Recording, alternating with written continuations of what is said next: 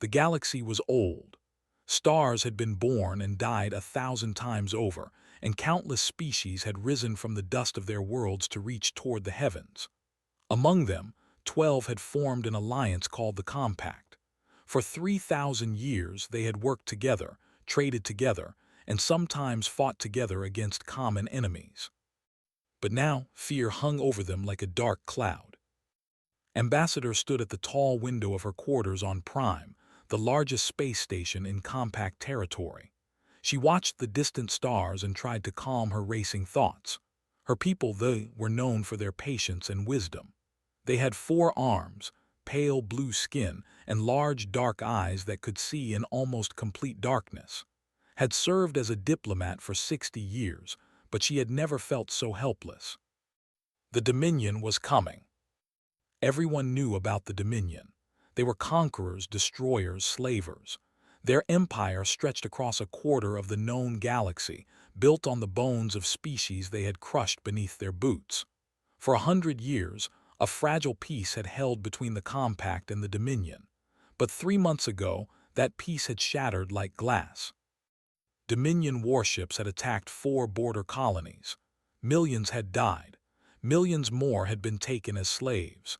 And now their fleets were moving deeper into Compact space, unstoppable and hungry for more. Turned away from the window when her communication device buzzed. The emergency council meeting was about to begin. The council chamber was a vast circular room at the heart of Prime. Representatives from all 12 Compact species sat around a curved table, their faces grim. Some had scales, others had fur, still others had shells or feathers. They looked nothing alike, but right now, they all shared the same expression of fear. Admiral of the stood at the center of the room.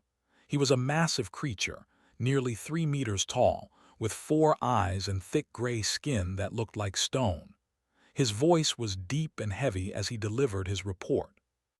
Our projections show that the Dominion will reach the core worlds within 18 months, he said. We can slow them down. We cannot stop them. Our combined military forces are simply not enough. A murmur of despair ran through the chamber. High Counselor, an elderly member of the species, raised one of his 6 hands for silence. There must be something we can do, he said. Some weapon we have not tried, some alliance we have not considered. We have tried everything, Admiral replied. We have called upon every species we know. None will help us. They are too afraid of the Dominion, or too far away, or too weak to make a difference. Listened to the hopeless words and felt her heart sink. She had heard stories her whole life about a time when things were different. Her grandmother used to tell her tales about mysterious beings from an uncharted region of space. The Terrans, they were called, or sometimes simply the humans. According to legend, they came from a death world, a planet so dangerous that simply surviving childhood was an achievement. The stories said they had once explored the stars, making contact with several species before suddenly going silent. They had retreated behind some kind of barrier that blocked all sensors and communications. That was over 300 years ago. No one had heard from them since. Most people believed the humans were extinct, or perhaps they had never existed at all, and the stories were just myths. Had always wondered, though, what if the legends were true? She was about to speak when every alarm in the station went off at once. The main display screen at the front of the chamber lit up with sensor data. Something had just entered their space, something that should not exist. A ship had appeared from the direction of the uncharted regions, moving at speeds that made no sense. And it was broadcasting a message. "This is Captain Cole of the United Earth vessel Meridian," said a calm voice through the speakers. "We've been watching. We'd like to talk." The council chamber erupted in chaos. Representatives shouted questions, demanded answers, accused each other of tricks. Admiral bellowed for order while his officers tried to make sense of the sensor readings. Just stared at the screen, her heart's pounding. United Earth, Terrans, humans, they were real. They had been real all along. High Counselor finally restored order. He contacted the strange ship and invited its crew to come aboard the station. The response was polite and simple. They would arrive within the hour. The hour that followed was the longest of his life. She stood with the other council members in the docking bay, watching the airlock and waiting. Security officers stood nearby, their weapons ready but pointing at the floor. No one knew what to expect. When the airlock finally opened, felt a strange mix of hope and disappointment. The beings who walked through were ordinary. They stood on two legs like many species did. They had soft skin in various shades of brown and pink. They had hair on their heads but nowhere else visible. They wore simple gray uniforms with patches on their shoulders. Their leader was a male of average height with short dark hair and brown eyes. He walked with a slight limp, favoring his right leg. He smiled as he approached the council, and something about that smile made feel uneasy in a way she could not explain. "I'm Captain Cole," he said. "Thank you for meeting with us." High Counselor stepped forward, trying to maintain his dignity despite his obvious confusion. "You are the Terrans, the humans from the old stories." "Just humans," Cole replied. "The stories probably got a lot of things wrong. They usually do." "Why have you come now?" Admiral demanded. "Where have you been? Why did you hide from the rest of the galaxy?" Glanced at the woman beside him, his second officer, who would later introduce herself as Lisa Monroe. Something passed between them, some silent communication that did not understand. "We left this region of space about 400 years ago," explained. "We had some problems to work out, internal problems. We needed time to figure out who we wanted to be. So we found a quiet corner of the galaxy and we stayed there, watching, learning, growing." "And now," asked, speaking for the first time. Looked at her with those strange brown eyes. "Now we've seen what the Dominion is doing. We've watched them attack your colonies, murder your people, take your children as slaves. And we've decided that we can't just watch anymore." "How many of you are there?" asked Admiral, his tactical mind already working. "What ships do you have? What weapons?" Cole smiled again and this time understood why it made her uneasy. It was not a cruel smile. It was not even an unfriendly smile. But there was something behind it, something old and patient and utterly unafraid. "Enough," he said simply. "We have enough." The council members exchanged uncertain glances. They had hoped for legendary warriors, for powerful allies who would save them from destruction. Instead, they had received a handful of soft-skinned creatures who spoke in riddles and offered no proof of their strength, but could not shake the feeling that everything was about to change. The humans had been watching. They had been waiting. And now, after 400 years of silence, they had chosen this moment to return. She did not know yet what that meant for the galaxy. But as she looked at Cole and his small crew, she felt something she had not felt in months. Hope. In the days that followed, the council tried to learn everything they could about their mysterious visitors. The humans were given quarters on Prime and treated as honored guests, though armed guards followed them everywhere they went. No one trusted them yet. No one understood them. Was assigned to be their primary contact. It was her job to answer their questions about the compact and to ask questions about them in return. She spent hours talking with Captain Cole and his officers, trying to understand what kind of people they were. The answers she found only confused her more. The humans were physically weak compared to most compact species. They had no natural armor, no claws, no venom. Their senses were average at best. They could not see in the dark like the, could not hear high frequencies like the, could not smell emotions like the. By every measure, they should have been prey animals on their home world, not predators. Yet they had survived. More than that, they had thrived. "Earth was not kind to us," explained one evening as they sat in the observation lounge, watching ships come and go from the station. "Our planet had extreme temperatures, violent storms, dangerous animals, and diseases that killed millions. We almost went extinct several times."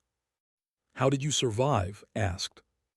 Shrugged, we adapted. We made tools. We worked together. When something tried to kill us, we found a way to kill it back. When our environment changed, we changed with it. We're stubborn that way. Considered this. Her own people had evolved on a peaceful world with mild weather and abundant food. They had never faced the kind of challenges described. Perhaps that was why they were diplomats and scholars rather than warriors. The old stories said you came from a death world, she said. I thought they were exaggerations. They weren't, said Lisa Monroe, who had joined them with cups of a hot, dark liquid the humans called coffee. Earth was trying to kill us from the moment our species existed. Predators, parasites, natural disasters, you name it. We survived because we refused to die. There was no pride in her voice, only simple statement of fact. Found that more impressive than any boasting would have been. Over the next week, the Council demanded proof of humanity's strength. They wanted to see ships, weapons, soldiers. Cole politely refused every request. We didn't come here to show off, he told the Council during one tense meeting. We came to help, but we don't perform tricks for audiences. Then how do we know you can actually do anything? Admiral demanded. For all we know, you have one ship and a handful of soldiers. That is not enough to fight the Dominion. You're right, agreed. One ship and a handful of soldiers would not be enough. Good thing that's not all we have. Then show us. Shook his head. When the time comes, you'll see what we can do. Until then, you'll have to trust us. Trust did not come easily to people facing extinction. The Council argued for days about what to do with the humans. Some wanted to send them away, calling them a distraction from real problems. Others wanted to hold them prisoner until they revealed their secrets. A few suggested they might be Dominion spies in disguise. Defended them when she could, though she was not entirely sure why. There was something about the humans that drew her to them. They were so calm, so patient, so completely unafraid. Everyone else on the station lived in constant terror of the coming invasion. The humans acted like they were on vacation. It was late one night cycle when everything changed. Was in her quarters, trying to sleep without success, when the alarms began screaming. She leaped out of bed and ran to the nearest communication panel. The news was worse than anything she had feared. 30 Dominion warships had just dropped out of hyperspace. They were heading straight for Prime. The station erupted into chaos. Sirens wailed. Lights flashed red. People ran through the corridors, screaming in terror or shouting orders that no one followed. The Council members rushed to the command center, where Admiral was already coordinating the defense. How did they get here so fast? High Counselor demanded. They should still be weeks away. They must have sent an advance fleet, Admiral replied grimly. Probably hopping to cut off our leadership in one quick strike. It's a good strategy. Our defense forces here are minimal. The main screen showed the Dominion ships approaching in perfect formation.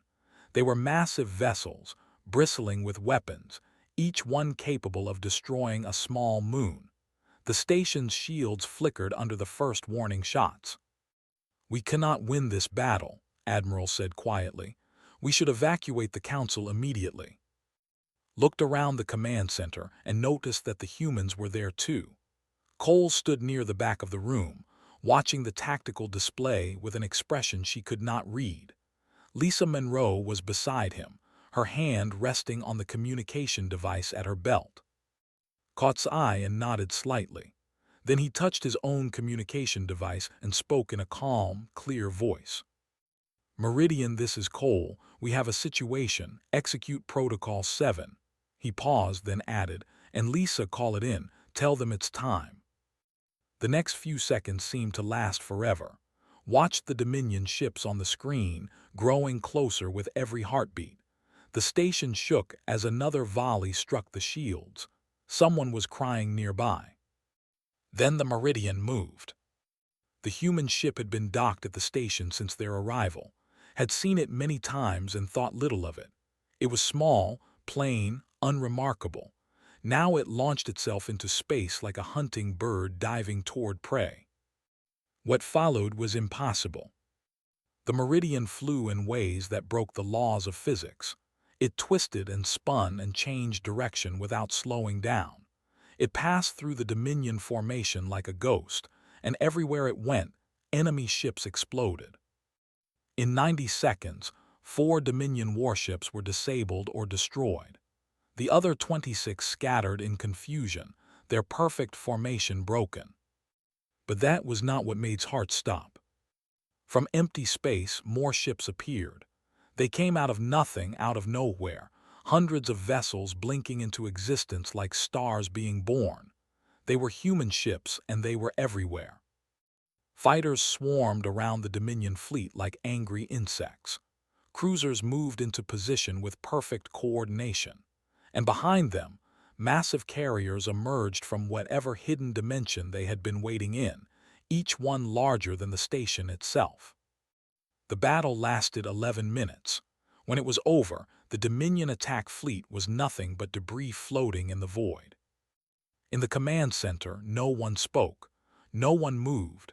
They all just stared at the screens, trying to understand what they had witnessed. Admiral finally broke the silence. His voice was barely a whisper. "What are you?" he asked, turning to look at Cole. "The record said your species had barely achieved interstellar travel. This is impossible." Walked forward to stand beside him, looking at the aftermath of the battle. Human rescue ships were already moving through the wreckage, searching for survivors even among the enemy. 400 years is a long time, Admiral, he said quietly. We've been busy. Lisa Monroe joined them, her expression grim but satisfied. The Dominion made a mistake. They attacked while we were still deciding whether to get involved. They made the decision very easy for us. Felt tears running down her face, and she was not ashamed. For months, she had watched her people prepare for extinction. She had accepted that everything she knew and loved would be destroyed.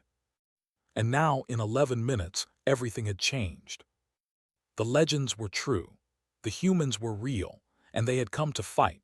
The news of the battle at Prime spread across the galaxy like fire through dry grass. Within days, everyone knew that the humans had returned. Within weeks, the legends that parents told their children took on new meaning. The mythical Terrans were real, and they had just destroyed a Dominion fleet in 11 minutes. The Dominion stopped their advance. For the first time in memory, they hesitated. Watched it all unfold with a mixture of wonder and growing unease. The humans had saved them, yes, but now she began to understand just how powerful they were, and that understanding brought new fears. What if the humans decided they wanted more than friendship?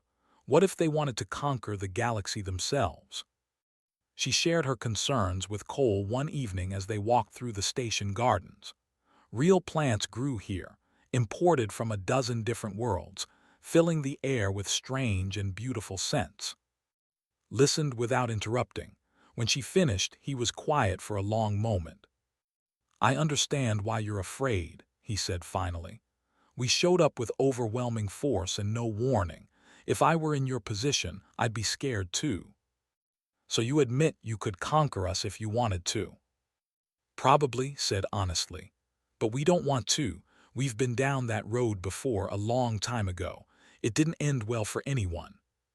He told her then about human history, about the wars they had fought among themselves, the empires they had built and destroyed, the weapons they had created that could end all life on their planet.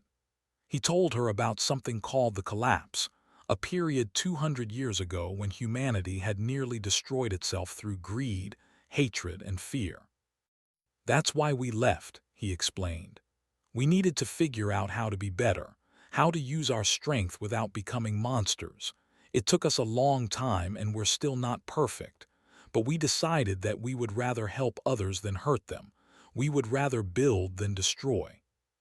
Wanted to believe him, but trust was hard, especially for someone who had spent her life as a diplomat.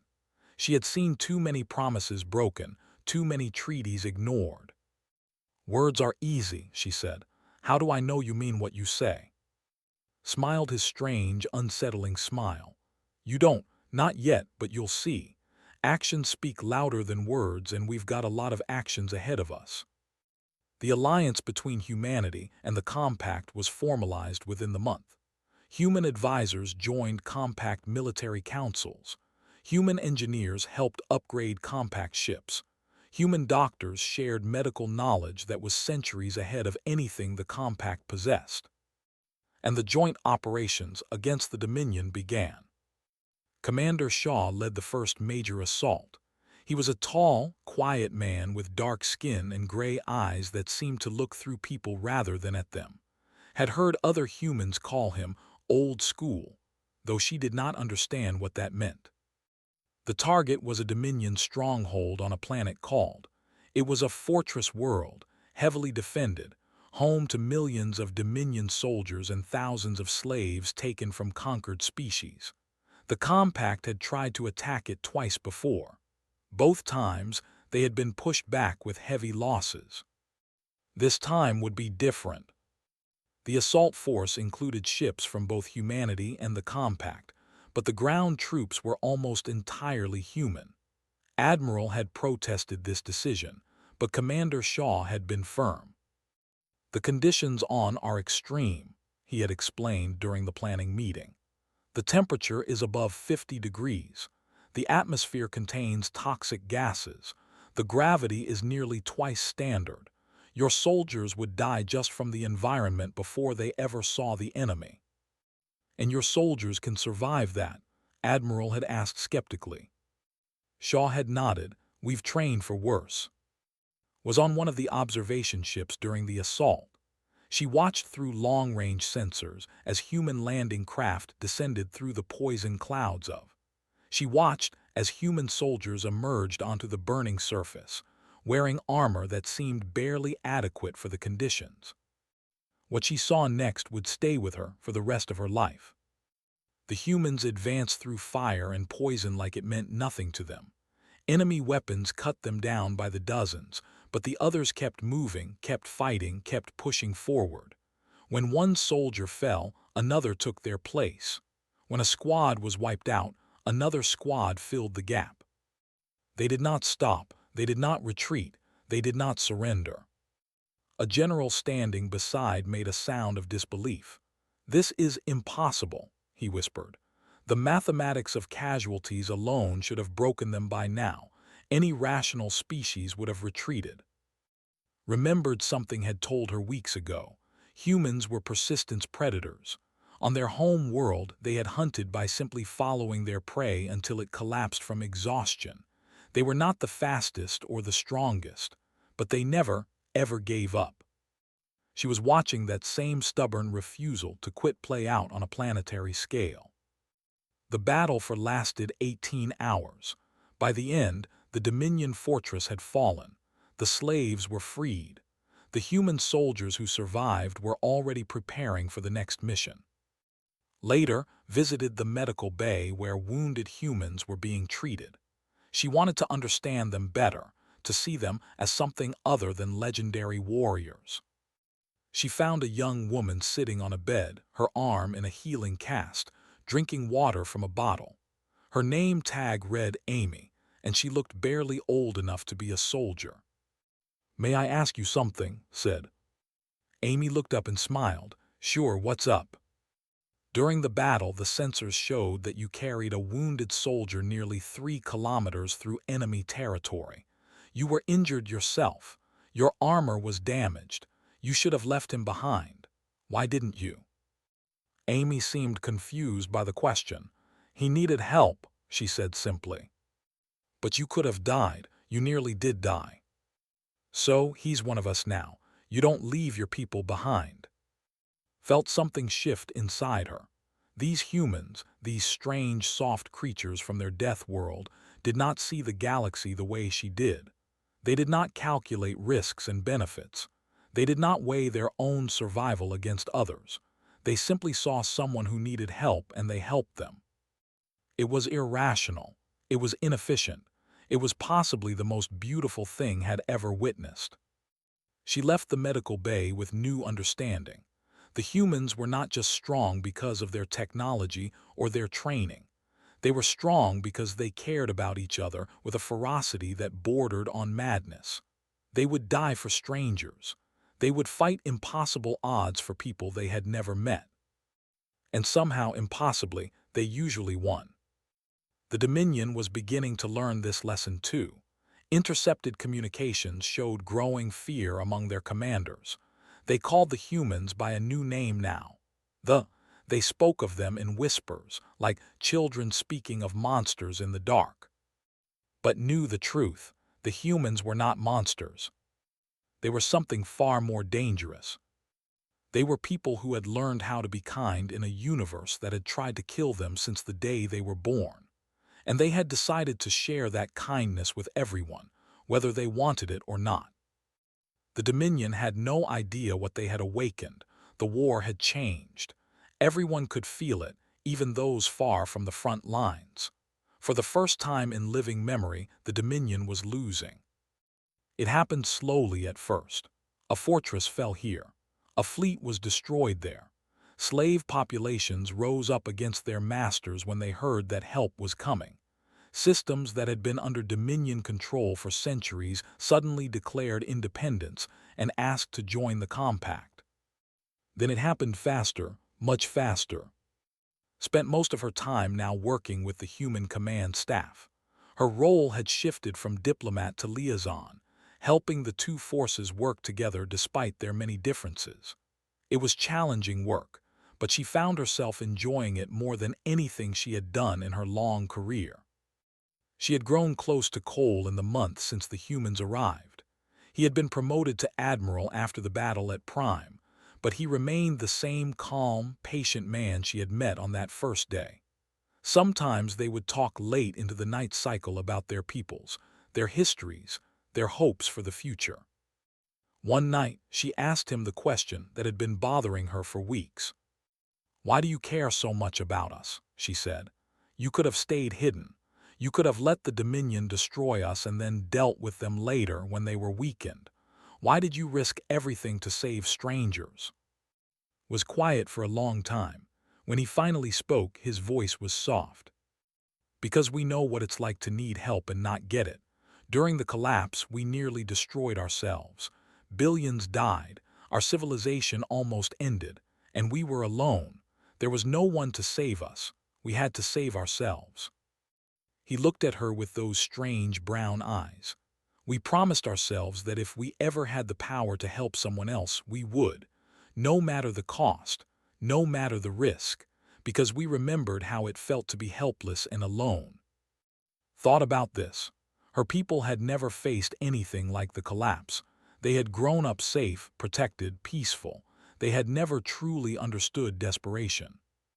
"That's why you're so good at war," she said slowly. "Because you've been fighting for survival your entire existence." "That's part of it," agreed. "But it's not the whole story. We're not just good at destroying things. We're good at building them too. After the collapse, we rebuilt our civilization from nothing. We created new technologies, new systems of government, new ways of living together. We learned from our mistakes. And now you want to share that with the rest of the galaxy." Smiled. "Now we want to help the rest of the galaxy avoid making the same mistakes we did, if we can."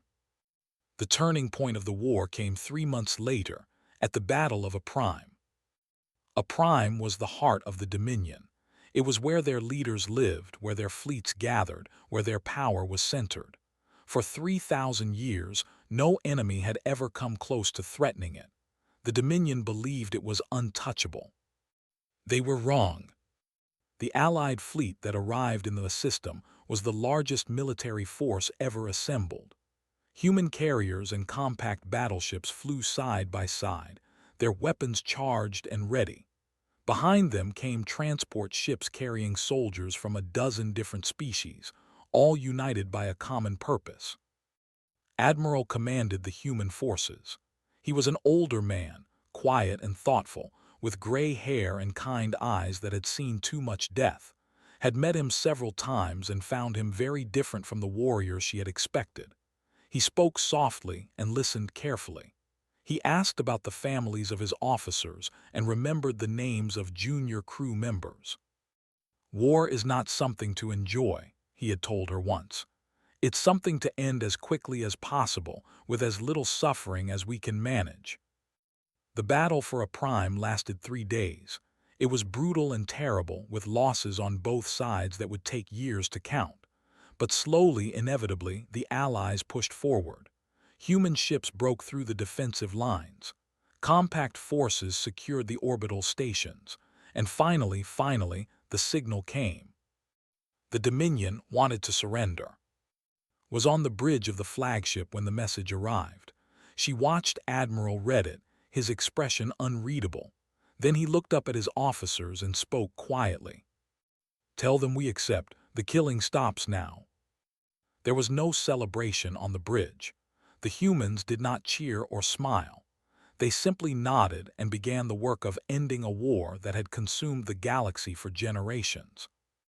Later asked about this. Why weren't they happy? They won. They defeated an enemy that no one thought could be defeated. Shook his head. Winning a war is nothing to celebrate. Every victory means someone else lost. Every battle means people died on both sides. We don't take joy in killing, even when it's necessary. But the Dominion deserved to lose. They were evil. They enslaved millions, murdered billions. Maybe, said, but the soldiers we killed weren't the ones who made those decisions. Most of them were just following orders, just trying to survive. They had families too. They had hopes and dreams and fears. We don't forget that, even when we have to fight them. Struggled to understand this. Her people had clear ideas about good and evil, right and wrong. The Dominion was the enemy. The enemy deserved to be destroyed. It was simple. But the humans saw things differently. They could hate what the Dominion did while still recognizing that the individuals who made up the Dominion were people, not monsters. They could fight with all their strength and still mourn for the lives they took. It was confusing and contradictory, and somehow deeply beautiful. The peace negotiations began the following week. Dominion leaders came to the Allied flagship to discuss terms, expected the humans to demand harsh punishments, heavy reparations, perhaps even the dismantling of the Dominion entirely. Instead, Admiral offered something no one expected: help. "The war is over," he told the stunned Dominion delegation. "We could destroy what's left of your empire. We could take everything you have, but we're not going to do that. Instead, we're going to help you become something better." The Dominion's High Marshal, a massive armored figure who had commanded the forces that killed millions, seemed unable to process what he was hearing. "Why?" he asked, his voice hollow with confusion and defeat. "We are your enemies. We tried to destroy you." Stood and walked around the table to stand before the marshal. He was much smaller than the alien warrior, but somehow he seemed to fill the room. "Because revenge doesn't build anything," he said simply. "Because hatred just creates more hatred. Because the only way to truly win is to turn enemies into friends." He extended his hand, a human gesture of trust and greeting. "We've been where you are now. We've been the monsters. We've been the conquerors. And we learned the hard way that it doesn't lead anywhere good. Let us help you find a better path." The High Marshal stared at the offered hand for a long moment. Then, slowly, he reached out and took it. Watched this moment with tears in her eyes. She understood now why the legends had called the humans both terrifying and wonderful. They were capable of incredible destruction, but they chose creation instead. They could have ruled through fear, but they chose to lead through hope. The galaxy would never be the same. And for the first time in 3,000 years, that was a good thing. 5 years had passed since the end of the war. Stood on the observation deck of the new Galactic Council station, watching ships from 100 different species come and go. The station had been built jointly by humans and the former Compact, a symbol of the new era that had begun when the Dominion fell. Its design combined elements from dozens of cultures, creating something beautiful and strange and utterly unique. So much had changed. The Dominion no longer existed as a conquering empire. Under human guidance, it had transformed into something new, a federation of free peoples working together to undo the damage of 3,000 years of tyranny. Former slaves were being returned to their home worlds. Destroyed colonies were being rebuilt. Children who had grown up knowing only war were learning what peace felt like. It was not perfect. Nothing ever was. There were still conflicts, still disagreements, still moments when the old hatreds threatened to flare up again. But somehow, against all odds, things were getting better. Had watched it happen, day by day, year by year. She had seen former enemies become trading partners. She had seen soldiers who had fought each other sit down together and share meals. She had seen children from species that had been at war for playing together in the station's gardens.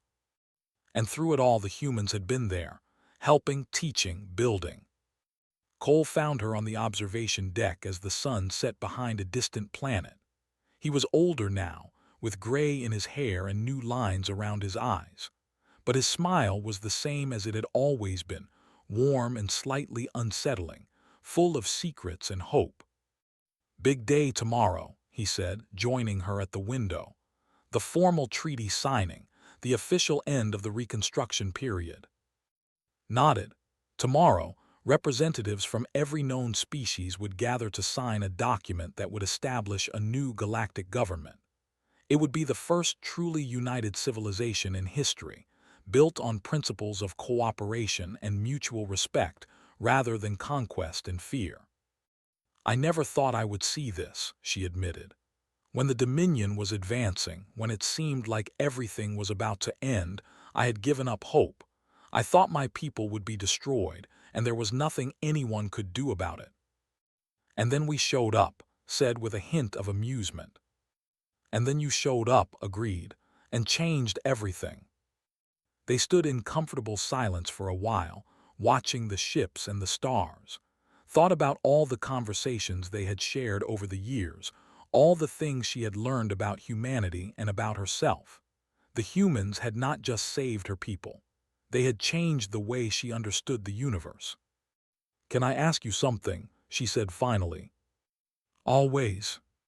In the old legends, the ones my grandmother used to tell me, humans were described as monsters, terrible warriors from a death world who destroyed everything in their path. But you're not like that at all. You fight when you have to, but you prefer to build. You could conquer, but you choose to help. Where did the legends get it so wrong?" Thought about this for a long moment. They didn't get it wrong exactly. They just saw one part of who we are, the dangerous part, the part that fights back when threatened, the part that survived a planet that tried to kill us every day. He turned to look at her, his brown eyes serious. "That part of us is real. We are dangerous. We can be terrible. Our history is full of wars and violence and cruelty. We have done things that shame us, things we will never stop trying to make right." "But that's not all you are," said. "No, that's not all we are. We're also the species that invented art and music and poetry. We're the species that crossed oceans in wooden boats because we wanted to see what was on the other side. We're the species that looked up at the stars and said, 'Let's go there.'" He smiled, and this time it was a gentle smile, free of secrets. "We're the species that learned how to be kind, not because it was easy, but because we chose it. We chose to be better than our worst impulses. We chose to build instead of destroy, to heal instead of hurt, to help instead of harm." "And you think we can learn to do the same?" asked. "I know you can, because you already are. Look around you." He gestured at the ships flying past, the station full of life, the galaxy slowly healing itself. "This didn't happen because of us. It happened because everyone chose to try something different. We just showed you that it was possible." The next day, stood in the great hall of the council station and watched history being made. Representatives from every species signed the treaty, one by one, pledging to work together for the good of all. When it was done, the hall erupted in cheers and applause. But the moment that stayed with happened later, away from the crowds and the celebrations. She found Admiral sitting alone in a quiet corridor, looking tired but peaceful. He was no longer in command of anything. He had retired after the war ended, saying he had done enough fighting for one lifetime. Now he spent his time teaching young officers about tactics and ethics and the terrible responsibility of holding power. "You should be celebrating," said, sitting down beside him. Shook his head. "I'm not much for parties. Too many memories of people who should be here and aren't." Understood. The war had taken many lives on both sides. Victory did not erase that loss. "May I ask you something?" she said. "Of course." "What do you want to be remembered for? When the history of this time is written, what do you want them to say about humanity?" Was quiet for a long time. When he spoke, his voice was soft. "I want them to say that we learned, that we took all the pain and fear and anger we carried, all the darkness in our history, and we used it to become something better. Not perfect, we'll never be perfect, but better, kinder, more worthy of the stars we reached for." He looked at her with those kind, tired eyes. "I want them to say that when the galaxy needed help, we helped. When people were suffering, we eased their pain. When there was a choice between destruction and creation, we chose creation." "And what about the legends?" asked. "The stories of terrible warriors from a death world?" Smiled. "Legends are funny things. They grow and change over time. Maybe someday the legends will talk about a species that almost destroyed itself but learned to be better. A species that could have conquered the galaxy but chose to heal it instead. A species that proved that it's never too late to change." He stood up slowly, his old bones protesting. "That's the legend I want us to leave behind. Not a story about what we could destroy, but a story about what we helped build." Stood with him, and together they walked back toward the celebration. Through the windows, she could see children playing in the gardens. Human children and children and children from a dozen other species, all laughing together, all friends.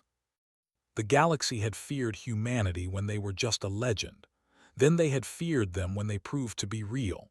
But now, 5 years after the war, that fear had transformed into something else. Something like gratitude, something like love. Humanity had been just a legend to them. Now they were family. And the stars were brighter because of it.